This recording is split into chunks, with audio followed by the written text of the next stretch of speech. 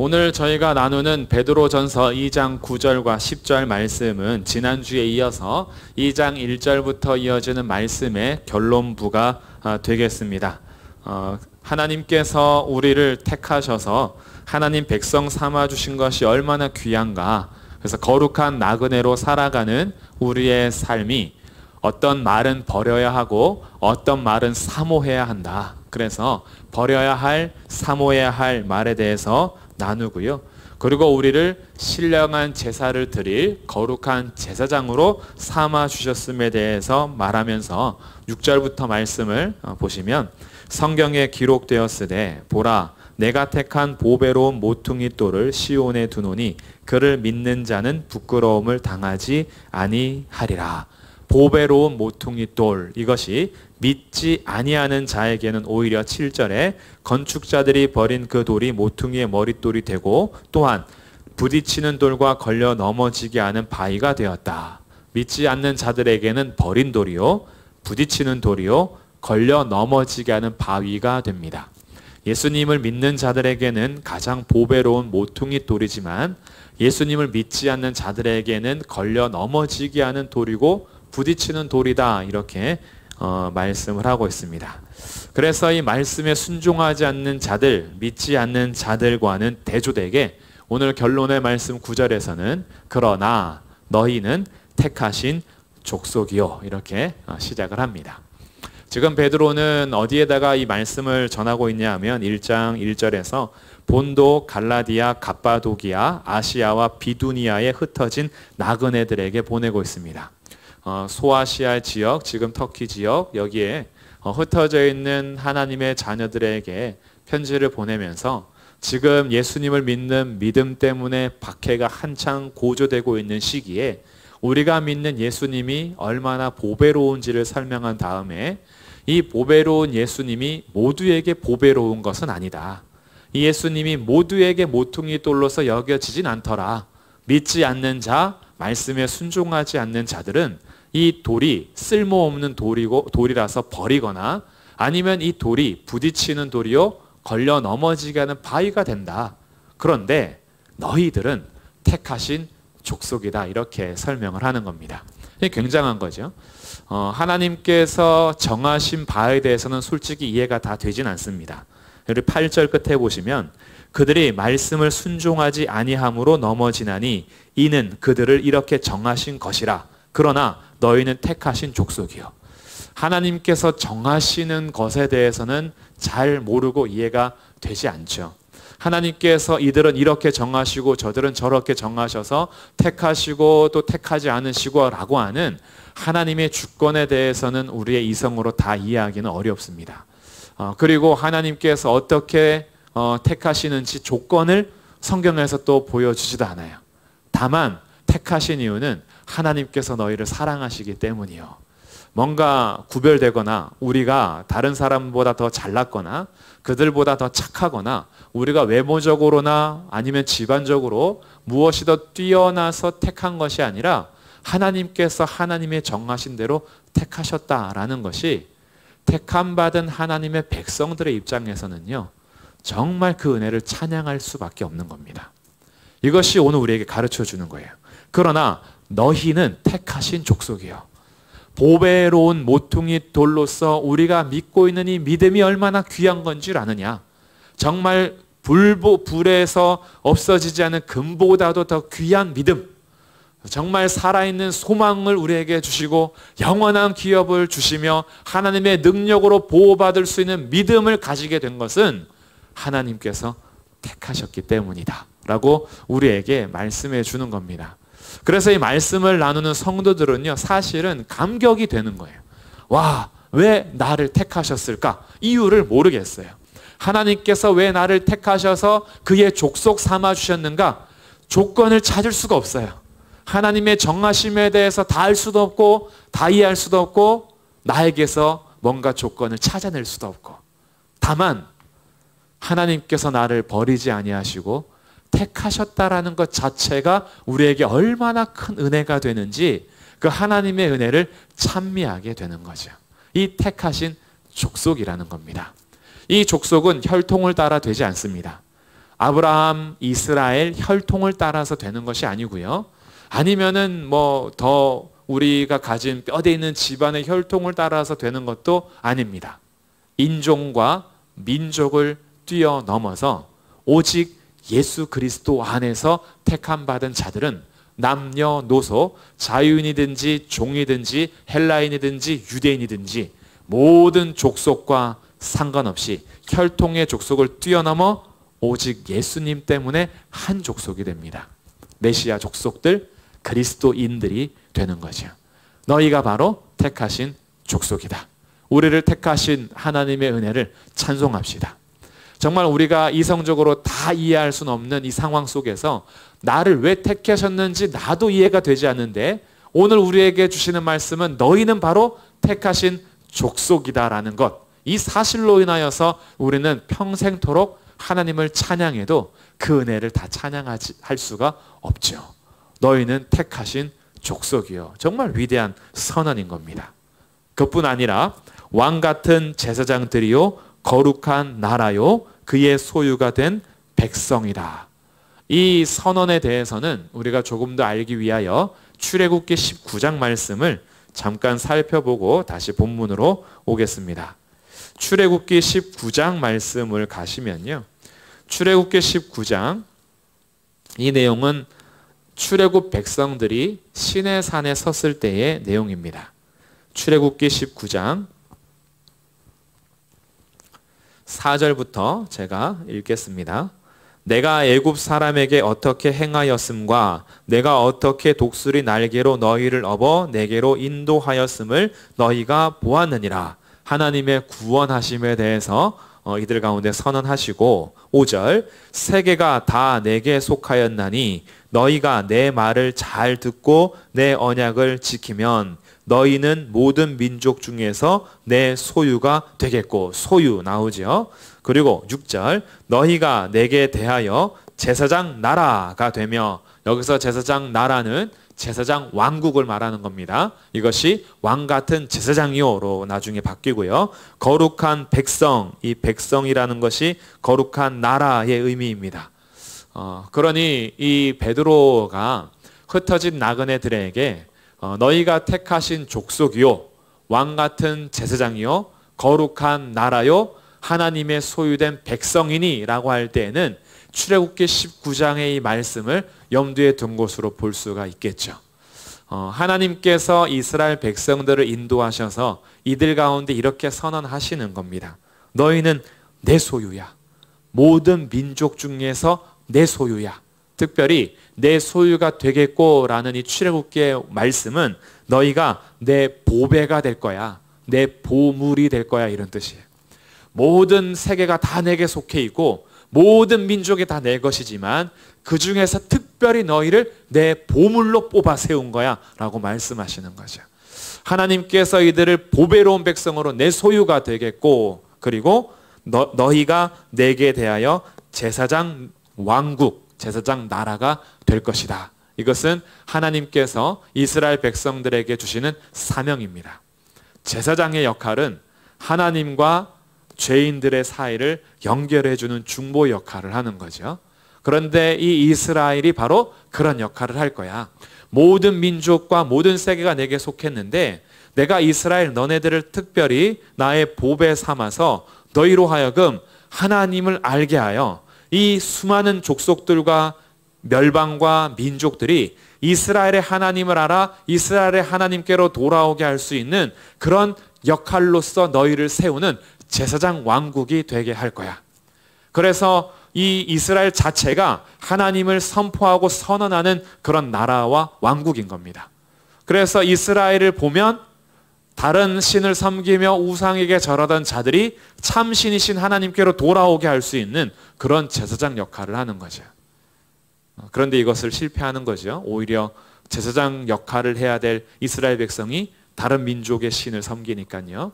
그리고 또 주신 것은 거룩한 백성이다. 거룩한 나라다라고 이렇게 정리해 주는 건데 이 하나님께서 거룩하셔서 이스라엘 백성을 거룩한 나라, 거룩한 백성으로 구별하셨어요. 그래서 이들은 완전히 보배로서 구별된 그런 나라요 백성이 되는 겁니다. 그런데 여기에서 다른 것이 하나 있다면 5절에 보시면 다시 19장 5절입니다. 출애굽기 세계가 다 내게 속하였나니 너희가 내 말을 잘 듣고 내 언약을 지키면 이 조건이 있었어요. 너희가 내 말을 잘 듣고 내 언약을 지키면 이렇게 될 거야 라는 거죠.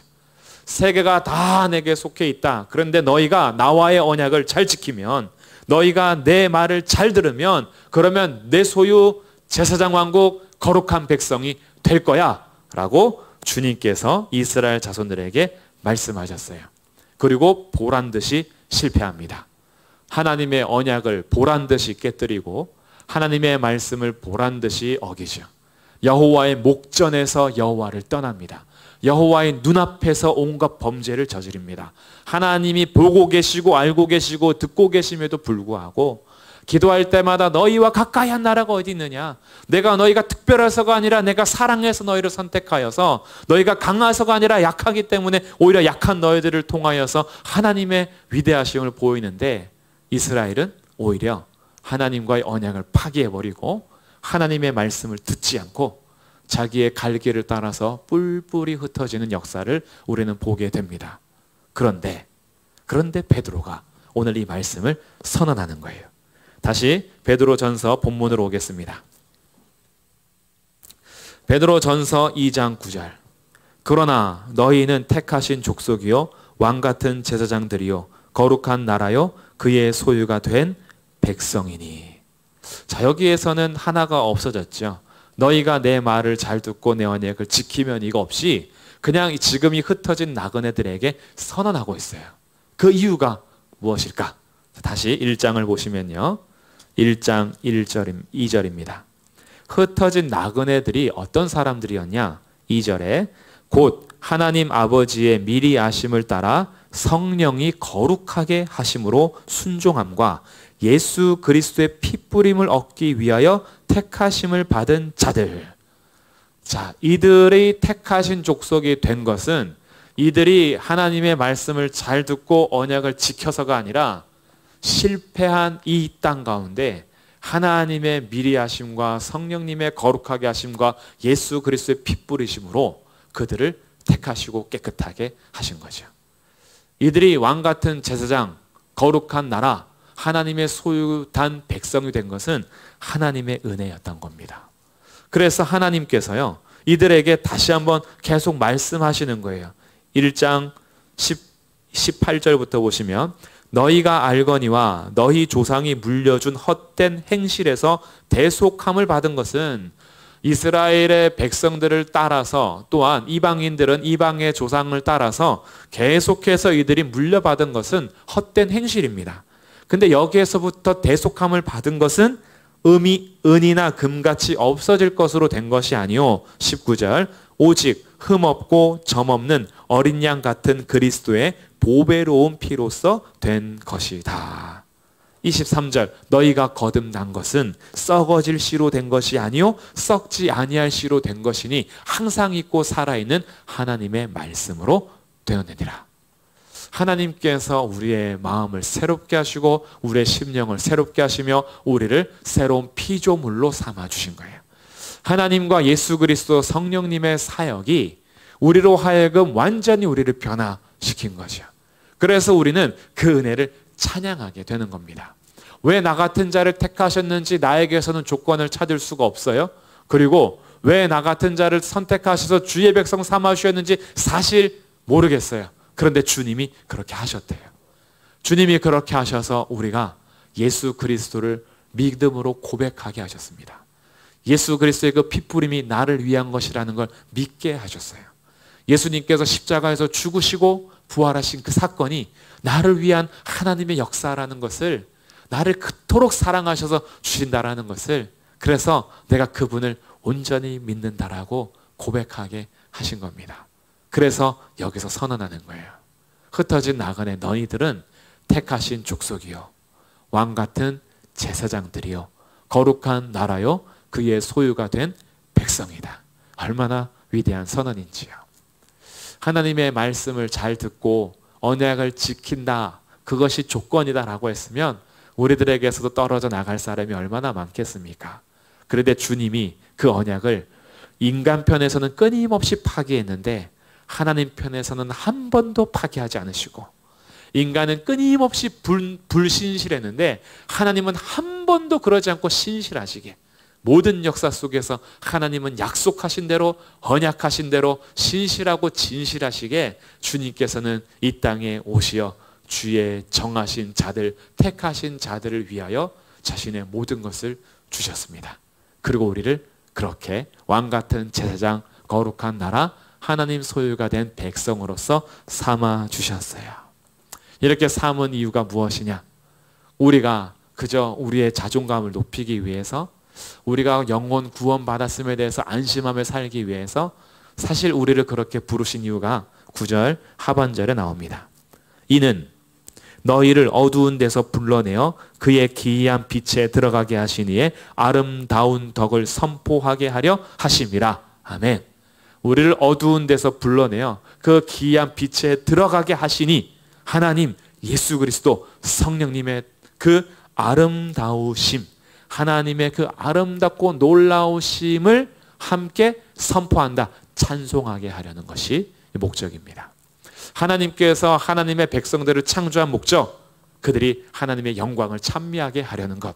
하나님께서 주의 백성들을 구원한 목적, 그들이 하나님을 찬송하게 하려는 것. 에베소서 1장 3절부터 14절까지는 성부 하나님, 성자 하나님, 성령 하나님의 사역에 대해서 아주 간략하게 그러나 굵직하게 선포하면서 그 목적을 동일하게 세 구절에서 선언합니다. 그의 은혜를 찬송하게 하려는 것이다.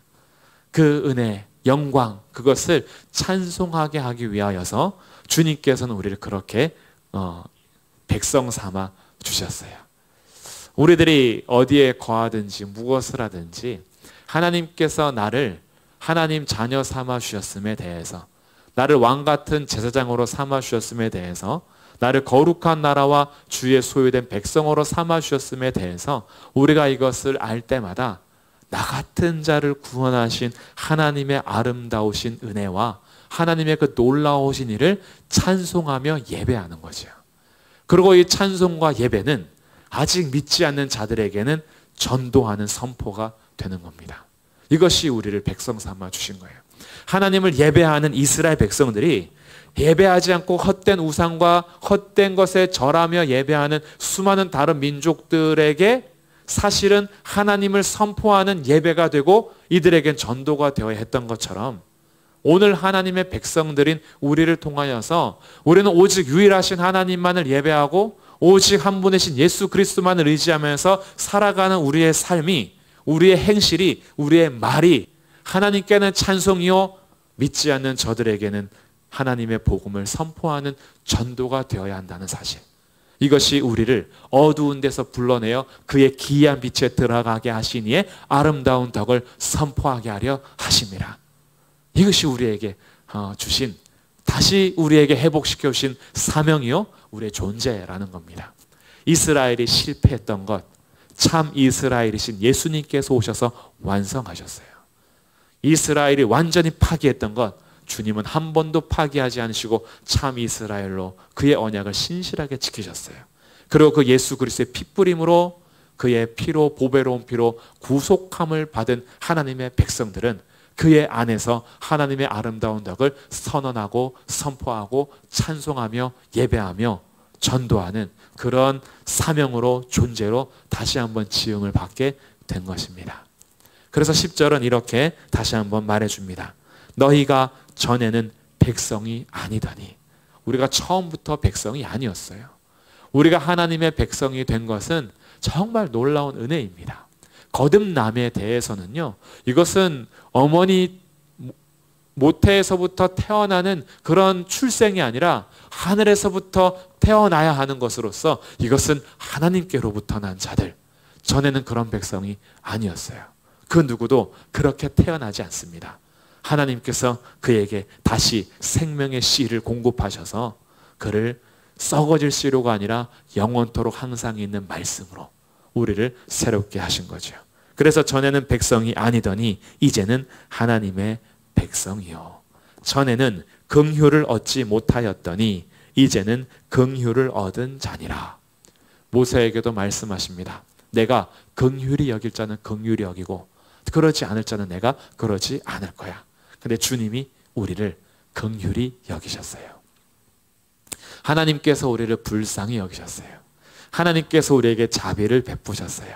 그래서 우리를 구원하기로 결정하셨어요. 그리고 주님께서 우리 가운데 그 씨를 허락하셔서 우리가 오늘 하나님의 백성으로서 긍휼을 받은 자로서 살게 되었습니다. 이 하나님의 은혜를 찬송합니다. 이 하나님의 놀라운 은혜를 찬송하면서 하나님 앞에 영광을 돌립니다. 이것이 우리의 삶인 거죠. 그래서 오늘 다시 한번 우리의 사명과 우리의 존재에 대해서 정리해 주는 것이 베드로전서 2장 9절인 겁니다. 그러나 너희는 택하신 족속이요 왕 같은 제사장들이요 거룩한 나라요 그의 소유가 된 백성이니 이는 너희를 어두운 데서 불러내어 그의 기이한 빛에 들어가게 하시니에 아름다운 덕을 선포하게 하려 하심이라. 우리는 구별된 하나님의 자녀들입니다. 이 세상을 살아가면서 나그네로 살지만 그냥 나그네가 아니라 정말 본향이 보장되어 있는 나그네입니다. 그리고 우리들은 그냥 나그네가 아니라 거룩한 백성으로 부름받은 나그네입니다. 우리들이 살아가야 할 방향이 여기에 있어요. 우리가 살아가야 할 존재 이유가 여기 있는 겁니다. 우리가 오늘도 살면서 하나님의 백성으로서 살아가야 하는 삶을 결코 잊지 마십시오. 우리는 하나님의 거룩한 백성들입니다. 세상이 다 무너지고 어두워져도 우리를 그 어두운 데서 불러내어 정말 그 빛에 들어가게 하신 그 하나님의 아름다우심을 선포해야 할 그런 하나님의 왕 같은 제사장으로서 우리는 사는 겁니다. 나를 신령한 제사를 드릴 제사장으로 삼아주신 놀라운 하나님의 은혜. 그래서 우리의 자격이 아니고 나의 행실의 오름이 아니라 오늘도 나를 옳게 하시고 나에게 그 자격을 부어주신 예수 그리스도의 놀라운 은혜의 복음을 우리가 선언할 때 왕 같은 제사장으로서의 사명을 하는 거죠. 나를 본받으라고는 할 수 없지만 나를 구원하신 예수님께로 인도하는 것. 그것이 왕 같은 제사장으로서의 우리의 역할이고 이 땅을 살아가는 동안에 우리가 섬기는 분이 어떤 분인지를 분명히 하여 거룩한 백성으로서 사는 겁니다. 세상과 똑같이 살지 않는 겁니다. 세상이 죄에 대해서 무감각하다라고 해서 우리도 똑같이 죄에 무감각하며 살아가는 그런 존재가 아니라는 거죠. 우리는 세상이 이해하지 못하고 조롱하고 멸시해도 우리는 십자가 붙들고 살아가야 하는 거룩한 백성들입니다. 하나님께서 우리를 그렇게 소유, 보배로운 보물로 우리를 하나님 백성 삼아 주셨습니다. 이 은혜를 생각하시면서 오늘도 각자의 삶의 자리에서 하나님을 예배하십시오. 하나님께서 나에게 베풀어 주신 그 은혜를 찬송하시기 바랍니다. 그리고 이 역할을 잘 감당하여서 아직 하나님의 그 은혜를 알지 못하는 자들에게 하나님의 긍휼이 필요한 자들에게 우리가 이 복음을 전할 수 있는 증인이 되어서 우리를 하나님 백성 삼아주신 하나님의 아름다운 덕을 선포하는 예배자와 증인이 되시기를 주님의 이름으로 축복합니다. 아멘. 기도하겠습니다.